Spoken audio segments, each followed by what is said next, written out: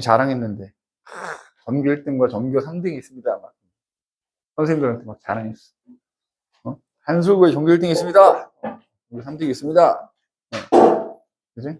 기말고사 때도 어쨌든 잘 유지해가지고 최종적으로 사실 등급 잘 나오는 게 제일 중요하니까 중간고사 때 못 봤던 친구들은 꼭 기말고사 때 많이 한다고 생각을 하시고, 내가 만약에 물리가 좀 약해 그러면은 우선은 생명 쪽 위주로 빡세게 공부하세요. 물리는 어차피 모르겠다. 이제 쉽게 나오면 뭐 충분히 풀 수 있을 텐데 어렵게 나오면 다른 애들도 틀릴 확률이 높아. 그러면 생명에서 안 틀려야 되거든요. 일단 생명 파트에서 안 틀리는 게 더 중요하니까 다 잘 보면 좋지만 안 될 때 전략을 짜야 돼. 그러면 내가 물리가 많이 취약하다 그러면 물론 물리 공부 계속 하면서 생명을 한 6, 물리를 4 이 정도로 가져가라고요. 그래서 생명 파트에서는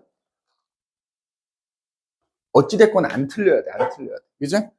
자, 그러면 일단은 운동량 문제는 몇 개 풀어줬다고 했으니까 내가 요것도 연습 문제도 선생님이 시간이 허락하면 요거 내가 그래서 일부러 문제를 많이 안 넣어놓긴 했다면 요것도 내 풀이를 만들어 볼게요. 그죠?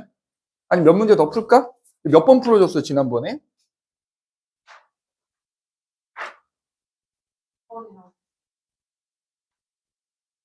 2번, 7번? 어? 1번? 그러면 자 지금 보면은 3번, 4번, 6번이 다 운동량 보존 법칙 문제거든? 그럼 이 중에 하나만 풀고 뒤로 넘어갑시다. 6번 문제 한번 봐볼게요. 6번 문제. 자, 이게 작년 6월달 고3 모의고사 문제거든? 그지? 작년 고3 모의고사 문제인데, 자, 이건 되게 사실 쉬운 축에 속하는 문제긴 한데 한번 봐볼게. 그림 가는 물체 A가 나는 B가 각각 마찰이 없는 수평면에서, 정지하고 자, 그러니까, 가가 있다. 가가, A가 지금 가고 있는 거야. 그래서 얘가 2m/s 이렇게 가고 있어. A가. 그래서 멈춰있는 C하고 부딪힌 거야. 그랬더니 A가 반대 방향으로 지금 1m/s로 가고요. C는 이쪽으로 VC라는 속력, V1이야 뭐야? V2로 간대, V2로. C는. 이게 가 그림 지금 합쳐져 있는 거 선생님 나누는 거고, 나 그림은 B가 2m/s로 간대. 얘가 2m/s로 가가지고 멈춰있는 마찬가지 C랑 부딪힌대. 그런 다음에 얘네들은 한 덩어리가 돼서 가더래. 그래서 그 속력이 얼마냐면 얘가 V1이구나. 자, 얘가 V1이고 얘가 V2라는 속력으로 가더래. 이게 나야. 그죠? 자, 각각 A, B, C의 질량은 각각 자, 1kg, B도 1kg, C는 3kg 이렇게 된대. 그럼 운동량 보존 법칙이 부딪히기, 뭐, 한 덩어리가 되든 반대 방향으로 가든 쪼개지든 상관이 없어. 부딪히기 전에 운동량의 합과 부딪히고 나서 운동량 합은 언제나 같다. 이용하는 거야. 다만, 운동량 계산할 때는 꼭 먼저 방향 표시해 놓고 계산하라 그랬지? 그래서 얘는 오른쪽으로 가니까 플러스, 얘는 마이너스. 그지? 이런 식으로. 그러면 자, 충돌하기 전에 얘의 운동량 얼마다? 단위는 생략하고 숫자만 쓸게. 2가 되겠지. C는 멈춰 있었으니까 0이겠지. 그럼 운동량의 합은 얼마야? 2가 돼야 되는 거잖아. 그러면 이때도 충돌하고 나서도 합이 2가 돼야 되는 거야. 그러면 얘는 마이너스 1m/s 곱하기 1kg이니까 마이너스 1. 그지? 그 다음에 C는 질량이 얼마냐면 3kg인데 얘가 오른쪽으로 V1으로 가잖아. 그지? 요거 더한 게 2가 돼야 된다는 거야. 그러면 여기서 3V1은 3이 되니까 V1은 얼마다? 1m/s다 이렇게 나오는 거야. 그럼 얘도 똑같이 가는 거야. 자, B는 충돌하기 전에 B의 질량 곱하기 속도 플러스 2였어. 2. 그지? 얘 0이지. 그럼 운동량의 합이 얼마가 나와? 2가 나와요. 자, 그러면 충돌한 다음에 한 덩어리가 됐잖아. 그럼 이거 하나의 물체로 보면 되는 거야. 그럼 질량이 얼마짜리라고 생각하면 돼? 4kg짜리라고 생각하면 되거든? 그지? 그럼 4kg짜리가 V2로 가니까 운동량이 4V2인데 이것 또한 얼마가 나와야 돼? 2가 나와야 된다. 되게 쉬운 문제입니다. 이게 고3 문제라고 해서 다 어렵지 않거든? 나중에 니네 모의고사 문제 보면 알겠지만 내가 지금 여기 번호는 안 써놨는데 이거 10번 이내에 해당되는 문제입니다. 운동량 문제 중에 어려운 문제 무조건 15번 이후에 있거든. 16번에서 20번 사이에 나오기 때문에 이건 쉬운 축에 속하는. 그럼 V2는 얼마냐? 2분의 1 미터 퍼 세컨드다. 이렇게 나오는 거야. 자, 그럼 문제에서 뭘 물어봤냐면 V2분의 자, V2분의 V1이 얼마냐 이렇게 물어봤지? V2가 2분의 1 나왔고 V1이 얼마 나왔어? 1 나왔으니까 얼마다? 2다. 이렇게 나오면 되는 거야. 그래서 답이 4번이다. 이렇게 봐주시면 됩니다. 알겠지? 그래서 이거랑 앞에 얘기했던 3번, 4번이 다 비슷한 문제입니다. 이렇게 물체들이 부딪혔을 때, 부딪히고 난 이후에 어떻게 가는지가 그림에 주어지잖아? 이런 식으로 충돌 전후에 운동량의 합이 같다를 이용해 주시면 되겠다. 알겠지? 나머지 문제는 내가 나중에 시간이 되면 또 풀이 한번 만들어 볼게요. 자, 그 다음에 7페이지 갑시다. 그러면 7페이지 얘기는 하나도 안 했지? 하나도 안 한 거지? 그치? 조금 했냐? 규산형 3연체까지 조금 언급했었나, 선생님이? 아, 비율까지 했어? 니네 그 비율 있지? 8페이지에 나오는 비율. 이거 꼭 이 표 자체를 그냥 통으로 외우질 줄 알겠니? 통으로, 특히 거기다가 그거 써놨어. 거기 선생님 써놨네. 1대4, 1대3, 4대10 이거 꼭 외우셔야 됩니다. 알겠니? 문제 어떻게 나온다고? 지금 표에는 SI 대 O라고 써져 있는데 니네 문제 풀 때는 보기에 규소분의 산소가 얼마냐 이렇게 나오기도 하고요. 혹은 산소분의 규소값이 얼마냐 이렇게 나오기도 하는 거지. 맞아? 그러면 혹시 모르니까 거기다 추가로 되게 쉽잖아. 그냥 써놔봐. 자.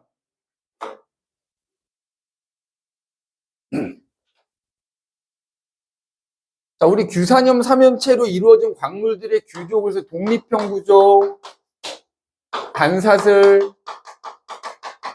복사슬, 판상, 망상 이렇게 구조가 다양하게 있는데 걔네들의 규소 대 산소의 비율이 1대 4고 얘는 1대 얼마가 나와? 3이 나오고 1대 2.75가 나오는데 이걸 정수비로 바꾼 게 4대 11이 되는 거고, 그치? 그 다음에 얘는 1대 2.5가 나오고 그래서 얘를 정수비로 바꾸면 2대 5가 되는 거고, 망상구조 같은 경우에는 1대 2가 나오는데 엄밀하게 말하면 거기 밑에 망상구조를 갖는 대표적인 광물이 석영, 그리고 뭐 나와? 장석 나오잖아. 요 1대 2는 석영인 거야, 석영. 참고로 장석의 경우에는 이게 몇 대 몇이 나오냐? 3대 8이 나와요. 장석의 경우에는. 그치? 장석. 그래서 요 숫자 가지고 그냥 실제 보기에선 이렇게 나오거든? 규소분의 산소. 이거 얼마 나와? 1분의 4 나오겠지. 맞지? 얘는 얼마 나와? 1분의 3이 나올 거고. 얘는 4분의 11이 나올 거고. 얘는 2분의 5가 나올 거고. 그치? 얘는 3대 8은 거의 시험에 안 나오기 때문에 그냥 1대 2로 기억하셔도 됩니다. 1분의 2가 나오겠죠. 그죠? 그 다음에 반대로 쓰면 이렇게 되겠죠. 산소분의 규소. 얘는 4분의 1일 거고, 그지? 그 다음에 얘는 3분의 1일 거고, 그 다음에 얘는 11분의 4가 될 거고, 얘는 5분의 2가 될 거고, 얘는 2분의 1이 되겠다. 그지? 그 다음에 거기 보면 공유하는 산소수는 1로 가면 갈수록 점점 많아진다 그랬지? 공유하는 산소수가 많아질수록 뭐에 강해? 화학적 풍화에 강하다 이렇게 얘기해요. 그 다음에 또 하나 거기 지금 선생님이 안 써놓은 거 이거 꼭 추가해서 써놔야 되는데 그럼 이제 이런 구조를 갖는 광물들 대표적인 광물이 뭐가 있다 그랬냐면 얘는 감남석이라는 게 있다 그랬지? 이거 외워야 되고 그 다음에 얘는 휘석 얘는 각섬석 얘는 흑음모 그 다음에 얘는 석영이나 장석이 있다 이렇게 얘기했는데 또 뭘 물어보냐면 그럼 얘네들이 이런 고유한 구조들을 가지고 있다 보니까 힘을 가했을 때 일정한 모양으로 쪼개지는 애들이 있고 깨져버리는 애들이 있어. 자, 감남석하고 석영은 뭐가 나타나? 힘을 가했을 때 특정한 모양 없이 그냥 깨져버리는 거야. 깨져버리는 거야. 이 표에서 이거 진짜 많이 물어봐. 깨짐이 나머지 애들이 있지. 피석, 박섬석, 흑음모, 그 다음에 뭐야? 장석. 이런 애들은 뭐가 나타난다? 이른바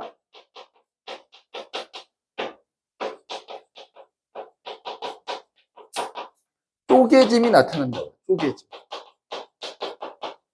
쪼개짐이 나타난다 이렇게 얘기하고요. 그 다음에 또 이것도 물어봐. 한 방향으로 쪼개지냐, 두 방향으로 쪼개지냐 이것도 물어봐요. 사실은. 그치? 근데 일단 여기까지만 이거 깨짐과 쪼개짐만이라도 구분을 좀 해놓으시면 되고 그 다음에 그것도 물어보기도 하거든. 그러니까 이런 광물들이 들여다보면 이런 구조로 이루어져 있지만 그래서 그런 구조 때문에 고유한 결정 모양을 갖거든. 고유한 결정 모양을 갖는데 뭐 예를 들어서 석영 같은 경우에는 육각기둥 모양을 갖는다 뭐 이렇게 얘기하고요. 그 다음에 장석 같은 경우에는 두꺼운 판 모양 뭐 이렇게. 그 다음에 흑음모는 얇은 뭐 판 모양. 그 다음 얘네들이 생각이 안 나요. 휘석하고 각섬석이 두꺼운 기둥 모양을. 하여튼 일단 요 정도만 써놓지. 그죠? 내 지금 생각이 갑자기 안 나니까 이거 생각나면 좀 이따가 추가해서 알려줄게. 그래서 요것도 기억해야 돼. 깨짐이냐, 쪼개짐이냐. 그 다음에 결정 모양이 또 어떻게 되느냐. 요것도 밑에 써놓으시면 내가 요거 지금 갑자기 생각이 안 나는데 이거 생각나면은 여기 추가해서 알려줄 테니까 칸만 비워두시면 될 것 같다. 그래서 요거를 꼭 기억을 좀 해두시는 게 좋을 것 같다. 거기 뒤에 써놓긴 했네. 그치? 거기 뒤에 선생님 좀 써놓겠다. 감남석하고 석영은 깨짐이 나타나고 피석, 각섬석, 흑음목은 쪼개짐이 나타나는데 피석하고 각섬석은 약간 기둥 모양. 그 다음에 흑음모는 얇은 판 모양으로 쪼개진다 이렇게 돼 있고 그거는 결정 모양은 아닙니다. 그치? 그래서 결정 모양은 이렇게 따로 써두시면은 나중에 요거 생각이 나면 요거 추가해서 이거 써줄게. 이거 써놓을 수 있도록 하자. 자, 그래서 이제 지각을 구성하는 물질 정리하면 다시 지각은 암석으로 돼 있고 우리 주변에서 볼 수 있는 대부분의 당연히 암석은 광물로 이루어져 있는데 우리가 주변에서 볼 수 있는 대부분의 암석은 광물 중에서도 이른바 이런 규산염 광물들로 돼 있다. 대부분의 암석은 이른바 규산염 광물로 이루어져 있다라는 거를 꼭 기억을 해두시면 되겠다. 그래서 지각을 그럼 멘틀 얘들아 멘틀 지금 지각이라 그랬잖아요. 멘틀은 뭘로 이루어져 있어? 멘틀도 암석으로 돼 있겠지? 우리 지각 배웠지? 니네 지각은 무슨 지각 있어? 대륙 지각과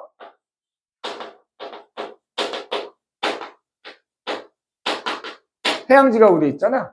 그럼 대륙 지각을 구성하는 주된 암석이 뭐였어? 화강암이지. 해양 지각을 구성하는 주된 암석은 뭐야? 현무암이지. 자, 질문. 현무암은 규산염 광물로 이루어져 있다. 맞아, 틀려? 틀려? 맞는 거야? 맞는 거야. 단지 그 광물이 입자가 크기가 작아서 결정이 되게 작아서 안 보이는 것 뿐이지 얘도 기본적으로 뭐야? 규산염 광물로 다 이루어져 있는 거예요. 화강암은 말할 것도 없고요. 그지? 그 다음에 멘틀 있지, 멘틀. 지각 아래쪽에 멘틀 있잖니. 그럼 멘틀도 뭐야? 얘 액체는 아닐 거 아니야. 물론 유동성이 있어서 뭐 대류가 일어난다 이렇게 얘기하는데 멘틀을 이루는 암석은 뭐야? 얘도 암석을 이루어져 있거든. 멘틀을 이루는 주된 암석은 감남암이라는 암석이에요. 감남암. 자, 그러면 감남암은 규산염 광물로 이루어져 있다. 맞을까 틀릴까? 맞는 말이에요. 알겠어? 맞는 말이야. 얘도 감남암, 감남석. 그지? 얘도 당연히 그러니까 지각뿐만 아니라 멘틀을 이루는 암석도 다 뭘로 이루어져 있다? 규산염 광물로 이루어져 있다. 주된 광물이 규산염 광물이다. 이렇게 생각하시면 돼요. 멘틀도 써나 혹시 모르니까 감남암, 황무암, 화강암 다 뭐다? 다 규산형 광물로 이루어져 있는 거다. 규산형 광물로 이루어져 있는 거다. 이렇게 생각을 해 두시면 되겠다. 그죠? 해 두시면 되겠다.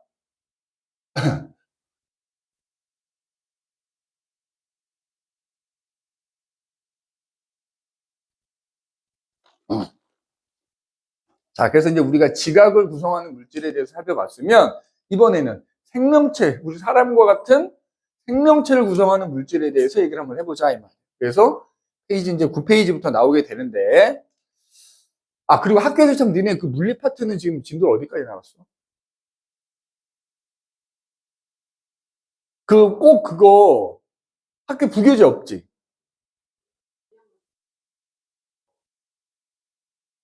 그러면 학교에서 수업할 때 이제 중력 나가니까 뒤에 이제 자유낙하 들어갈 거 아니야? 그리고 운동량 나갈 때, 그래서 운동량 할 때 관성할 거 아니야? 그때 운동제 2법칙, 3법칙 하는지 했어? 그럼 그거 설명해 줘야 되는데? 그랬냐? 그거 설명.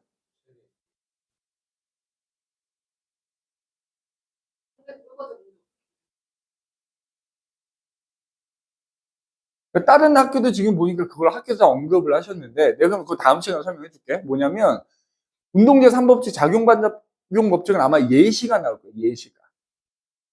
그래서 다른 학교들도 대부분 예시 위주로 했을 거란 말이야. 작용반작용은 그렇게 나올 거고, 그 다음에 가속도 법칙은 F는 ma라는 공식이 있거든. 그거는 이제 가속도하고 질량하고 힘 사이의 관계를 나타내는 거니까, 그래서 그럼 선생님이 다음 시간에, 아니면 이따 봐서, 상황 봐서, 2법칙하고 3법칙은 선생님 따로 설명을 해줄게. 알겠지?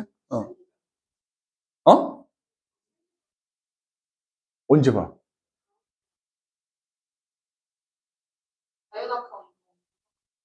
어. 뭐 프린트 같은 건 안 주셨니? 수행평가 뭐? 그거 선생님한테 하나 좀 보내줘봐. 그러면은 니네 다음 주에 보니까 무슨 요일날 보나? 밤마다 좀 다르긴 할 텐데.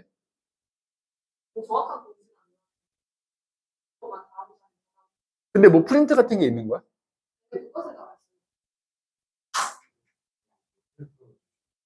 어.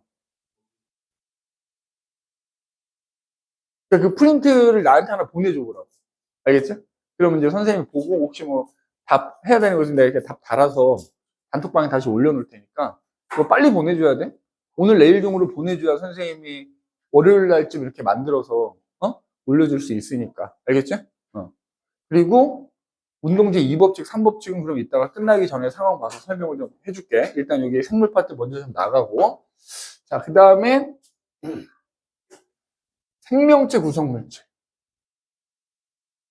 자, 우리 사람과 같은 생명체도 결국엔 어떤 물질로 이루어져 있을 텐데.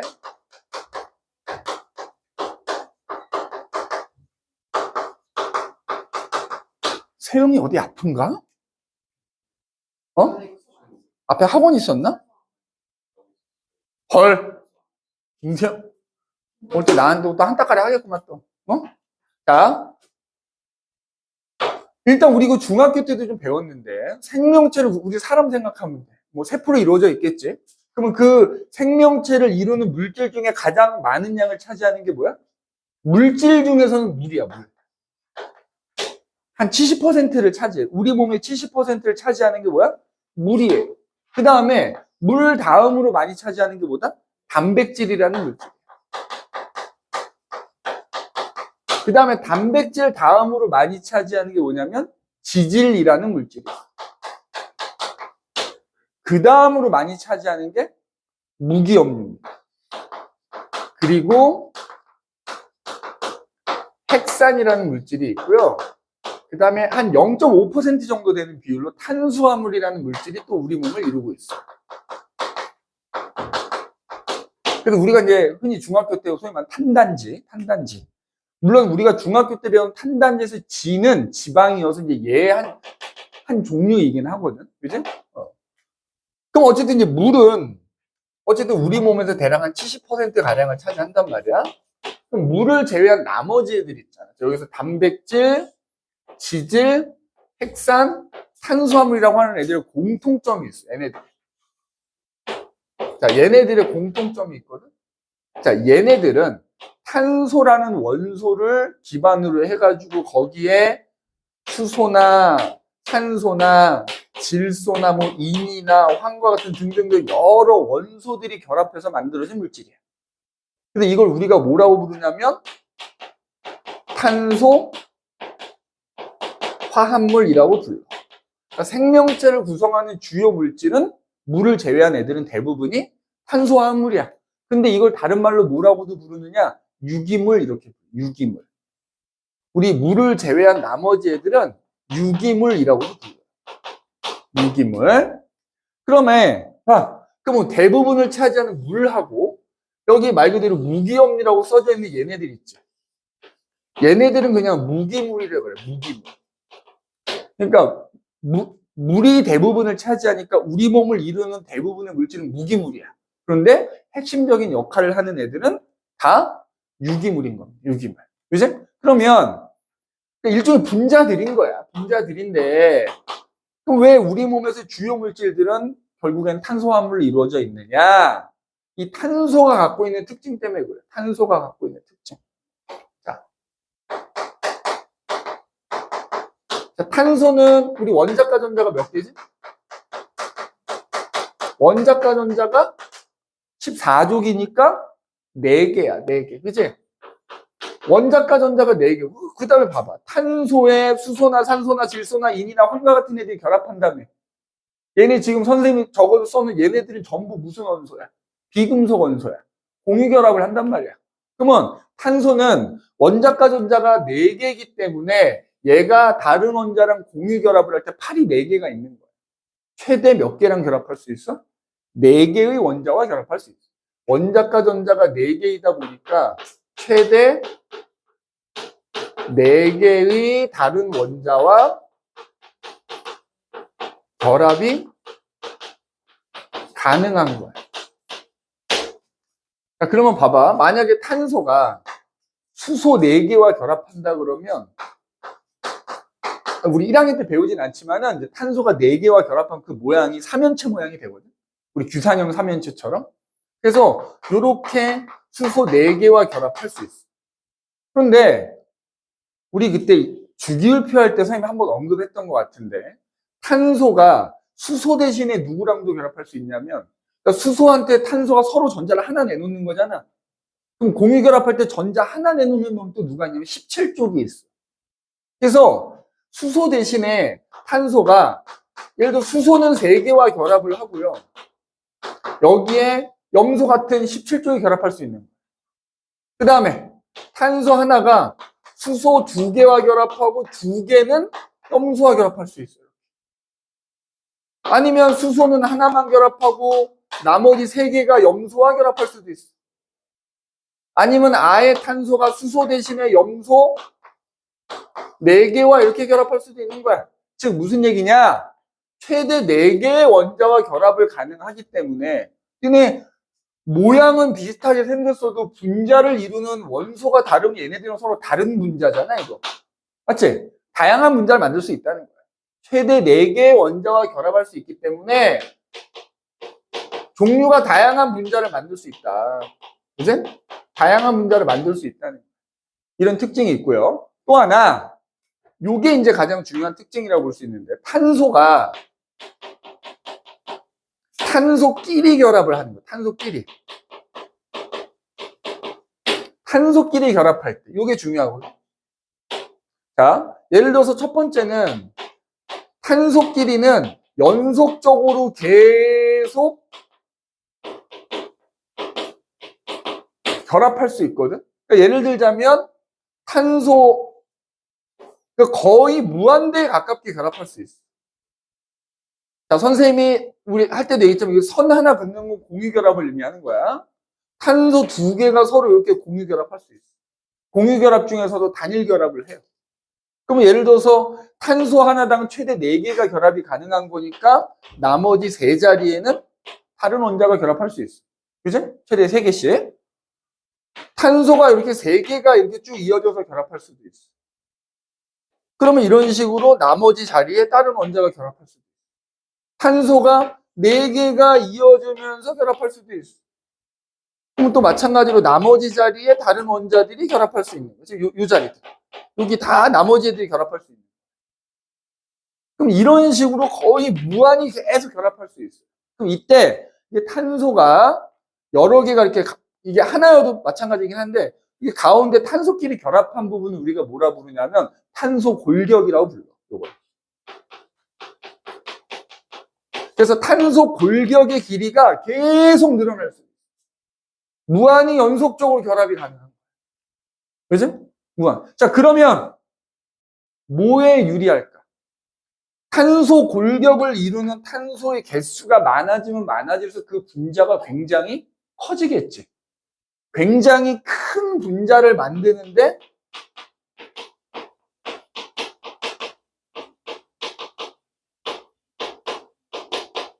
유리해지는 거예요. 탄소가 계속 이어붙을 수 있기 때문에 아주 게다가 탄소끼리 이렇게 결합해서 여기 다른 원자들이 결합하잖아. 이 구조가 매우 안정적이에요. 그러니까 굉장히 큰 분자를 만드는데 그 분자가 또 안정적이라고. 그걸 매우 유리한 거예요. 연속적으로 결합할 수 있기 때문에. 두 번째는 이렇게 탄소 골격이 결합하면서 있잖아. 또 다양한 모양을 만들 수도 있어. 다양한 모양을 만들 수 있어.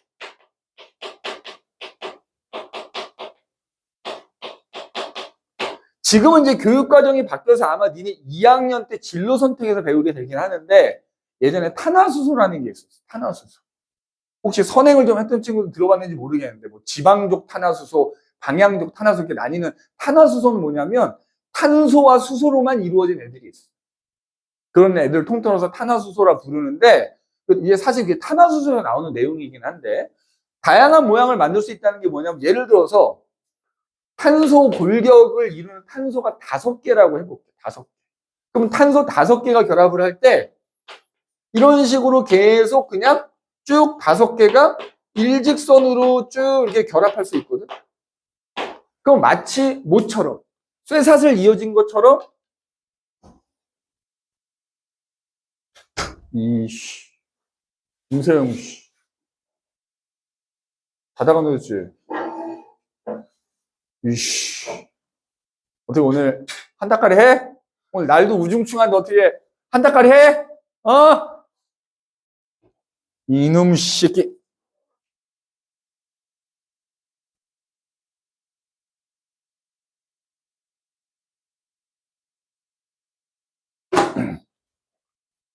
너 지난주 프린터 가져왔냐? 갖고 갔어? 선생님의 예상을 뛰어넘어. 그거야, 그거. 넘버 2, 위크 3. 그거.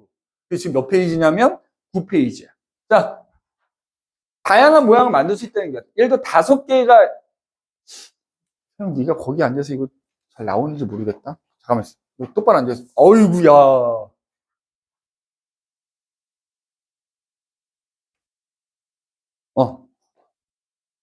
자, 마치 쇠사슬 이어진 것처럼 이어져 있잖아. 그래서 이걸 사슬 모양이라고 해요. 사슬 모양. 근데 지금 여기 선으로 그어놓은 자리에 결합을 할 수 있는 거잖아. 그러니까 5개가 이렇게 결합할 수도 있어.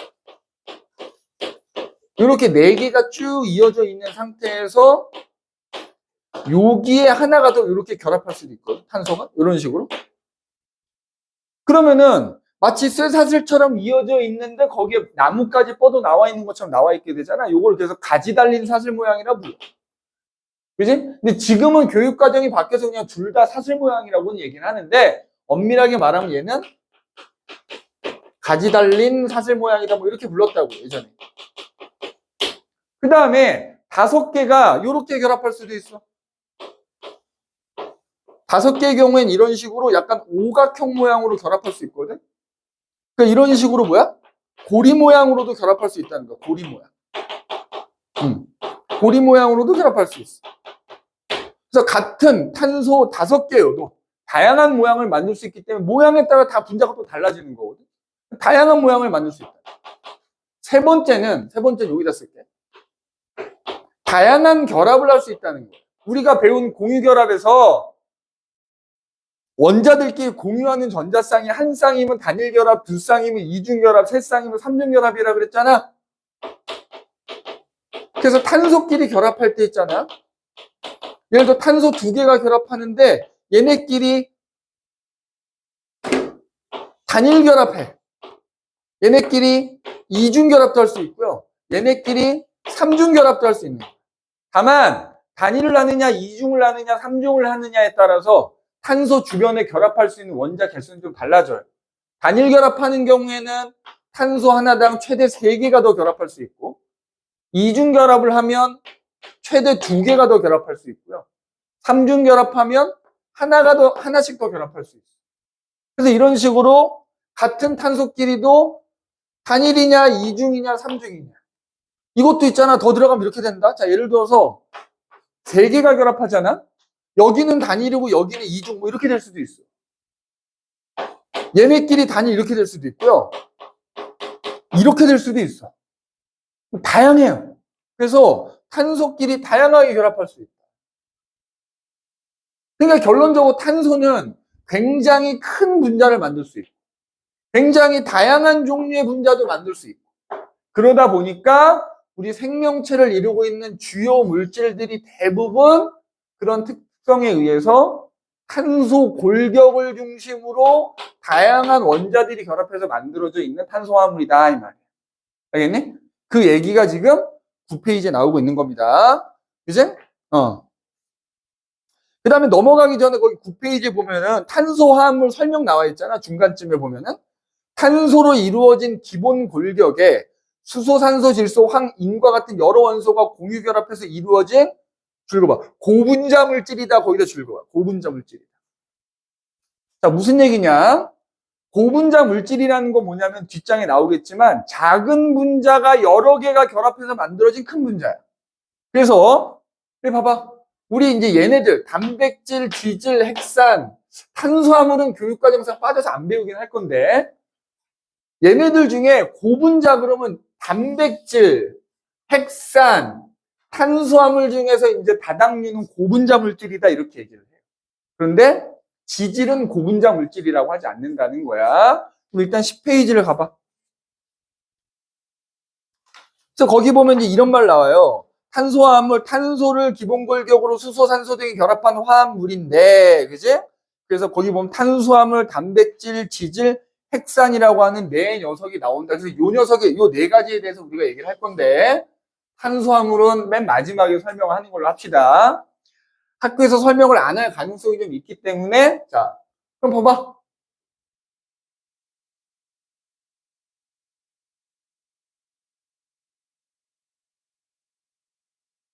어차피 하나씩 얘기를 할 거니까. 그러면 아까 방금 전에 얘기했듯이 내가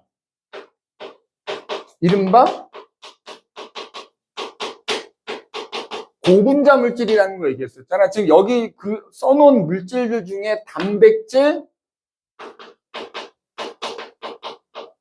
핵산,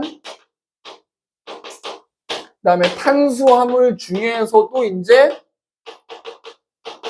우리 공부하다가 이제 뒤에 나오는데 당자가 들어가면 다 탄수화물이거든. 꼭 기억해. 당자라는 애가 들어가면 다 탄수화물이야. 포도당, 과당, 엿당, 젖당 뭐 이런 애들. 당자 들어가는 애들은 무조건 다 탄수화물인데 그럼 당자가 들어가는 애들 중에서 이제 다당류라고 하는 탄수화물이 있거든. 그거는 고분자 물질인 거야. 고분자 물질. 다당류만. 그러면 고분자 물질은 아까 얘기했듯이 봐봐. 작은 분자들이 여러 개가 쭈르르르르르르르르 결합해서 만들어진 큰 분자야. 그럼 이때 요 작은 분자들 요걸 뭐라고 부르냐면 단위체 이렇게 부르는 거야. 단위체. 근데 요걸 외워야 되거든. 단위체.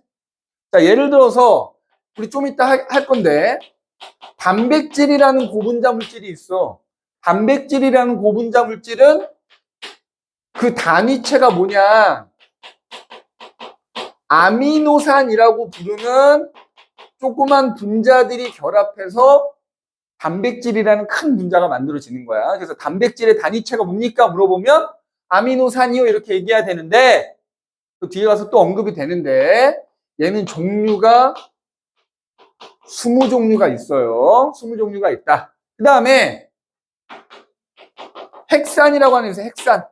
우리가 흔히 DNA, RNA라고 하는 걸 합쳐서 핵산이라 부르는데, 핵산은 뉴클레오타이드라고 하는 단위체가 결합해서 만들어진 거예요. 자, 참고로 뉴클레오타이드도 뒤에 나와. 8종류가 있습니다. 8종류. 8종류의 뉴클레오타이드가 결합해서 핵산이라고 하는 큰 분자가 만들어지는 겁니다. 그 다음에 탄수화물 중에서도 다당류라고 하는 애가 고분자 물질에 해당된다 그랬잖아. 얘네들은 이른바 단당류라고 하는 애들이 단위체입니다. 특히 단당류도 여러 가지가 있는데 단당류 중에서도 포도당이라고 하는 애가 단위체다 이렇게 보시면 돼요.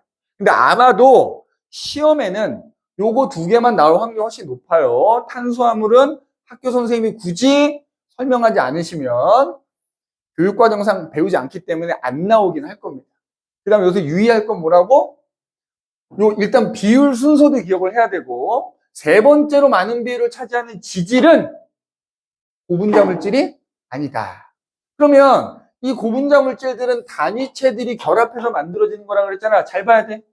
단위체가, 이게 이제 단위체야. 단위체끼리 결합을 하거든? 공유결합을 하는데, 봐봐. 어떤 단위체가 됐든지 단위체끼리 결합할 때는 반드시 물 분자가 빠져나가면서 결합을 하게 돼요. 단위체와 단위체 사이에 결합을 할 때는 반드시 물 분자가 하나 빠져나가면서 결합을 해. 요렇게 결합하는 걸 우리가 뭐라고 하냐면 탈수, 물이 빠져나간다 이거 탈수. 축합이라고 합니다. 축합. 탈수 축합에 의해서 결합을 하는 거야, 단위체가. 그러면 그 결과 만들어진 얘를 뭐라 부르냐? 물론 이게 정말 수백 개가 결합하면 이제 고분자 물질이 되는데, 요런 애들은 이제 탈수 축합에 의해서 결합한 애들 우리가 중합체라고 불러요. 중합체. 그래서 이런 고분자 물질들은 일종의 중합체다. 중합체다라는 거 꼭 기억해야 돼. 고분자 물질 이런 단위체 요거 외우라 그랬다. 요거 외워야 되고, 그 단위체끼리 결합할 때는 물 분자가 빠져나가면서 결합한다. 물 분자가 빠져나가면서 결합하는 방식을 탈수 축합이라고 부르는 거고, 탈수 축합에서 결합한 애들을 중합체라고 부른다. 라는 거 꼭 명심해야 돼요. 알겠니? 그럼 이제 이런 고분자 물질들 하나씩 구체적으로 살펴보도록 하자 이 말이야. 그래서 첫 번째로 나오는 게 그 얘기도 해야 돼. 참 넘어가기 전에. 그럼 이렇게 단위체가 결합을 하잖아. 요건 아마 뒤에 가서 선생님 또 구분을 해줄 텐데, 이렇게 단위체가 쭉 결합을 해. 결합할 때, 자, 보면은 단백질이나 핵산은 단위체가 종류가 다양하잖아. 그럼 이렇게 결합하는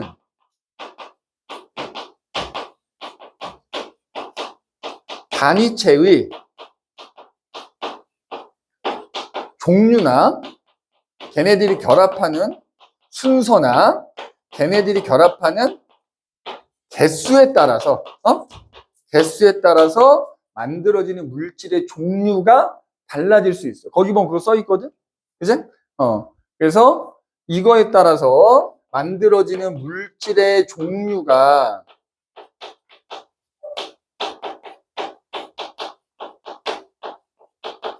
달라질 수 있다라는 거. 이거 뒤에 가서 또 각각 단백질하고 핵산에서 또 나올 거니까 일단 그렇게 적어 놓고 우리는 그럼 이제 11페이지로 가보도록 합시다. 11페이지.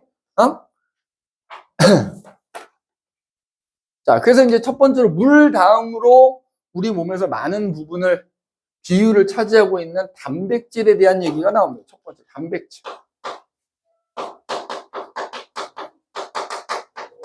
자, 여기서 배우는 단백질은 크게 2가지야. 우리가 여기서 말하는 단백질은 우리 몸 안에서 만들어지는 단백질들이야. 자, 우리 몸 안에서 단백질이 만들어지거든, 세포 안에서. 그럼 봐봐. 단백질을 만들려면 아미노산이란 단위체가 필요하잖아. 근데 혹시 필수 아미노산이라고 들어봤냐? 이 20가지 중에 8가지는 반드시 음식을 통해서 섭취해야만 되거든. 그걸 필수 아미노산이라고 하는데, 그러니까 그 아미노산을 얻으려면 내가 음식을 먹어야 되는 거야. 더 정확하게는 어떤 음식을 먹어야 돼? 단백질을 먹어야 되는 거야. 내 몸 안에서 단백질을 만들기 위해서 내가 단백질을 먹어야 돼. 왜? 그럼 그 단백질이 소화가 되면서 어떻게 되니까? 아미노산이 생길 거 아니야? 그걸 흡수해서 그 흡수한 아미노산을 가지고 나한테 필요한 적절한 단백질을 내 몸에 있는 세포들이 만들어내는 거예요. 그죠? 자, 그럼 일단 첫 번째 단백질. 자, 구성 원소. 어떤 원소로 이루어져 있냐 이거. 아까 얘기했듯이 탄수화물일 거 아니야? 기본적으로 탄소 골격에 수소와 산소가 결합이 돼 있고 거기에 요거까지만 얘기하고 쉽게 질소와 황과 같은 원소들이 결합되어 있어요. 그래서 요것도 종종 나오거든. 촌스 이렇게 촌스. 되게 촌스럽지만 촌스. 촌스. 단백질을 구성하는 원소는 촌스다. 그럼 이런 원소들이 모여서 사실은 뭐가 되는 거야? 단위체가 되는 거고요. 그 단위체가 결합해서 단백질이 되는 거야. 그러면 방금 전에 얘기했듯이 요거까지만 그리고 쉽게 단백질의 단위체는 선생님이 아미노산이라 그랬잖아. 여기서는 이 아미노산이란 분자가 어떻게 생겼는지가 매우 중요합니다. 이거 니네가 그릴 줄도 알아야 되고요. 공부하다 보면은 그림으로 종종 나오기 때문에. 자, 잘 봐. 가운데 탄소가 있고요. 이쪽에 질소가 하나 이렇게 결합되어 있고 이쪽엔 또 다른 탄소가 하나 결합되어 있어요. 얘가 탄소 골격이에요. 그리고 그 아래쪽에 수소가 하나 결합되어 있고 이 질소 옆에는 수소가 이렇게 두 개가 결합이 되어 있어요. 그리고 이쪽 탄소에는 산소가 탄소랑 이중 결합하고 산소, 수소 이런 식으로 결합이 되어 있어요. 그 다음에 이 탄소 위에는 R이라고 쓸 거거든. 자, 이런 구조를 가져. 아미노산이라는 분자는 이런 구조를 갖는데 이때 가운데 있는 탄소 옆으로 질소하고 수소가 결합되는 이 부분 있지, 이 부분. 그 다음에 여기 탄소하고 산소가 결합되는 이 부분 있지. 자, 지금 선생님이 분홍색으로 박스 친 애들을 작용기라고 불러, 작용기. 그래서 가운데 있는 탄소 옆에는 태어나 요거까지만 하고 아미노기라는 작용기가 달려 있고요. 오른쪽에 탄소하고 산소가 수소 결합되어 있는 이 부분은 카복식이라는 작용기를 가지고 있다 이렇게 얘기합니다. 아미노산 분자 하나는 양쪽에 아미노기와 카복식이라는 작용기를 가지고 있다 이렇게 얘기해. 그 다음에 여기서 아미노 몇 종류가 있다 그랬어?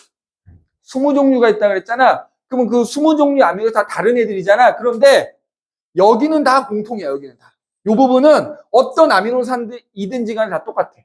근데 여기 지금 선생님이 R이라고 써놓은 부분 있지. 여기에 어떤 게 결합되어 있느냐에 따라서 아미노산의 종류가 달라지는 거야. 그래서 요 R이라고 쓴 부분을 우리가 뭐라 부르냐면 곁사슬이라고 불러. 곁사슬. 그래서 요 곁사슬에 따라서 아미노산의 종류가 달라지는 거야. 알겠니? 그래서 선생님이 그 밑에 보면은 사실은 잘 보이는지 모르겠는데 동그라미 2번 아미노산의 종류 그래가지고 선생님이 20가지 구조를 다 그림으로 넣어놨거든? 자세히 보면은 아미노산마다 요 부분은 다 똑같아. 요 부분은 다 똑같이 생겼는데 요 위에 다 결합되어 있는 게 다 달라요. 그래서 요 부분을 곁사슬이라 부르고 이 종류를 결정한다라는 겁니다. 자, 54분이다. 좀 10분 정도 쉬었다가 진행하도록 합시다.